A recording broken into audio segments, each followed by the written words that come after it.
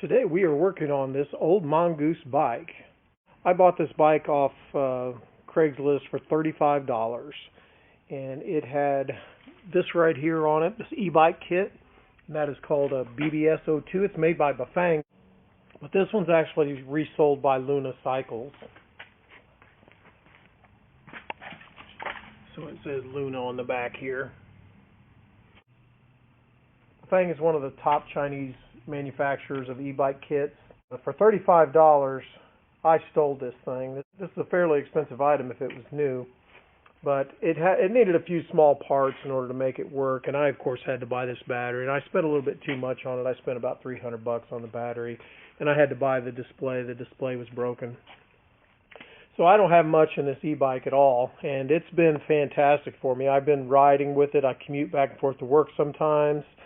It'll do 28 miles an hour, but I did have to put some money in the bike, so it's not like I got $35 in it now. I have a lot more than that. I bought tires and had the wheels straightened and serviced and stuff. I'm very committed to biking, and I love this e-bike. It's freaking magic. It just cruises and goes, and it's silent, and anybody who's driven an electric car and loves that smooth power can appreciate a bike like this that just goes and it's quiet and silent. But after going about 250 miles on it, it quit working. So after going about 250 miles on this bike, it quit working. A few days prior to it, it showed some symptoms like quitting, like it would just stop working, but then a moment later it would start working again. And if you understand the way these things work, they power off the motor when you pull on the brakes. They have a little wire there that senses when you stepped on the brakes, because they don't want the motor powering while you're braking. That's a safety thing. So they turn off the motor when the brakes are on. So I thought it might be the brakes sticking on, and a couple times it almost seemed like I'd flick this and it would start working. So the first thing I did to diagnose this was completely disconnect the brake switches, and that didn't change anything. So I wanted to test it, but the connectors are very sealed. Now I eliminated the battery right off the bat. I could back probe it and get 48 volts there. This is a 48 volt battery. I pulled these Anderson connectors apart, did a visual inspection. None of them were burnt, and they flow a little bit of amperage through there, so sometimes they'll burn up the connector, especially if there's some water in there or something. Obviously it's a bicycle, and it's a little bit exposed to the weather, but because of that, all the harnesses are really sealed up, and you can't really back probe much. And I was pretty confident that it wasn't the instrument cluster. The instrument cluster still lighted up. I was pretty confident it wasn't the battery. I still had 48 volts when it wasn't working. I was fairly confident it was the motor or the controller. So then a few days later, it started working again. It took 2 or 3 days, and because I was tinkering with it every day. So I'm having trouble diagnosing my e-bike. It quits powering, and I'm stuck with pedaling it, and it's a pretty heavy bike, so I don't want to do that. I can ride my regular bike. It's not that bad. But on cold days, I really don't want to be huffing and puffing the cold air in and out of my lungs. That's what makes it uncomfortable. It's not that I'm freezing to death. It's just I don't want to be huffing and puffing the cold air into me. So I found this thread right here. And this is on the Electric Bike Forum. And you could search for BBS Documentation Master Repository. And this gives a lot of information on these BBS motors. Mine's a bbs02. But it covers the bbs01 and I think the bbshd also. And if you scroll down, it's got a whole section on troubleshooting. It's got a lot of videos linked too, so there's a lot of good information there. Maybe someday this video will be featured there. But there's an error list for trouble codes. Mine has no trouble codes, by the way. And it says troubleshooting a completely dead. Now, I think I need to consider mine completely dead, because when it's completely dead, it's completely dead, but it works sometimes. So when I click here, it shows a whole bunch of troubleshooting information, but unfortunately, once you kind of get here, it kind of says swap out a controller and see if it fixes it.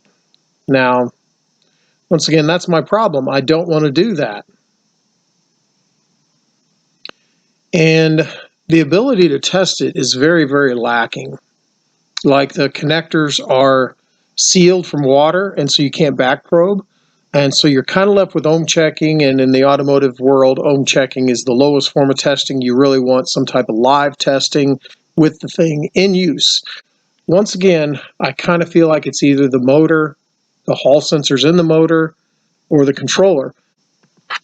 But then I found this information here. And this says, hallelujah, Bafang finally stops using crappy MOSFETs in the bbs02 controller. And if you want to Google this, just search for that phrase and you'll find it. It's on a different forum than the one I was just on. But as you scroll down, it says, Bafang, you previously used P75NF75 MOSFETs, and then they switched to IRFB3077 MOSFETs, and it says right here it should run much cooler and be able to handle more amps for longer, even if you're a fat guy like me. So that reinforces my theory that it's probably the controller causing this. Now, as you drive these things, you're supposed to go uphill in lower gears. And of course, I wasn't doing the best job of doing that. I would want to go faster. I'd want to be pedaling and giving effort. The thing goes so fast that I can't pedal in the highest gear as fast as it's going. My legs are moving like crazy. And even going uphill, I really needed to be in the highest gear for me to add anything to it. Now, the hills in my area aren't huge, but so I probably should have been riding around a little bit lower gear, going a little bit slower. I'm trying to give it all the assist I can with my legs, but so as I scroll down here, it doesn't really say any good testing. It just says replace it. Now, eventually, I found this right here for testing for blown MOSFETs. Now, this is in a rear wheel hub motor, but all brushless DC motors kind of operate the same. So I did this test here with an ohm meter, and it showed nothing. Now, understand this is a pretty high resistance measurement of 10 kilo ohms. I'm not sure if my meter will push through a resistance of 10 kilo ohms. Analog meter certainly would, but this didn't show anything for me. Once again, I'm a diagnostician. I want to do some live testing, especially since this thing starts working again if it sits for a while. So maybe that scenario in itself is further confirmation that it needs a controller. But finally, I figured out what to do. I pulled the controller from the motor. That involved pulling the crank off the one side, pulling a plastic cover off, and I ended up getting the controller separate, and then I could pierce the wires to the phase motors on the between the controller and the motor. And that's what this video is about, me finding the problem. Okay, I've set up the picoscope with 3 channels on, and then I have set the voltage scale to 100 volts. The battery is 48 volts. Let me move this blue one up just a little bit, give me a little bit more room away from the red one.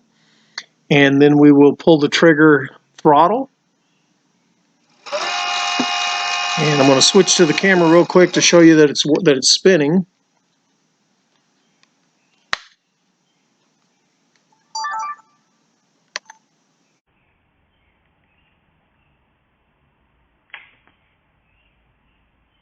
And it just quit. Okay.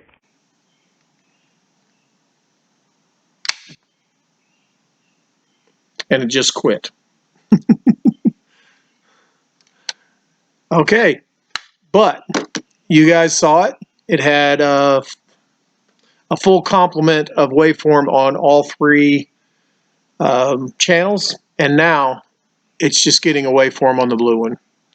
That's throttle, off throttle, throttle. I think with that test alone, we have enough information to make the determination that the controllers are a problem. I pull the throttle, we get that pattern on the blue, and as I let up, that pattern goes away. Pull on the throttle, we get that pattern on the blue. And obviously, our motor stops spinning. This video's ended up way too long. Put down in the comments below if you like long videos with like 26 minutes long, or like 15-minute videos with a part 1 and a part 2 also. Also, put your guess down in the comments what you think it is. See you in part 2. If you like this video or learned anything from it, click the like button. And if you want to contribute to the continued production of these videos, find the donate icon on my website at www.kansascitytdi.com. And please do me a favor, don't call me for tech help. Post your questions in the comments down below. And if you want to watch some more of my videos, there's one right there and one right there. And don't forget to subscribe.